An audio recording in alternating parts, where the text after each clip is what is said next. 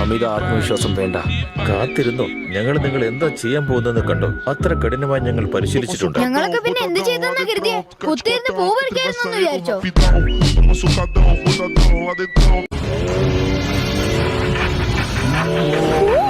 എന്റെ ഒരു ഭാഗ്യം നോക്കണേ, ഇതൊരു സുന്ദരനാ. നിന്നെ കൂടെ എന്റെ കയ്യിൽ കിട്ടിയാൽ നല്ല രസമായിരിക്കും. ഇനി ആരെയും ഉപദ്രവിക്കാൻ ഞാൻ നിന്നെ സമ്മതിക്കില്ല. കേട്ടോടി കിളവി. ഈ പരീക്ഷ വർഷത്തിൽ 2 പ്രാവശ്യം നടത്തും. അങ്ങനെയെങ്കിൽ ഇത് 4ാമത്തെ വർഷമാണ്. അനുഭവ സമ്പത്തുള്ളവൻ. നീ ഇപ്പൊ ശരിക്കും ഒരു വിദഗ്ധനായി കാണണം. അതെ, വേണമെങ്കിൽ പറയാം. കൊള്ളാലോ. അപ്പൊ നിനക്ക് ഞങ്ങൾക്ക് പറഞ്ഞു തരാൻ പറ്റും. അതെ, ചില വിദഗ്ധന്മാർ ഒരിക്കലും ജയിക്കാറില്ല.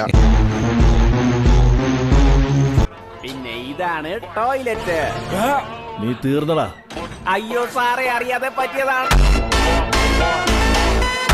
കേട്ടല്ലോ, ഗുഡ് ബോയ്. നീ എന്താടാ സംസാരിക്കുന്നത് കേൾക്കാതെ സമാധാനമായിട്ട് കിടന്ന് ഉറങ്ങാ?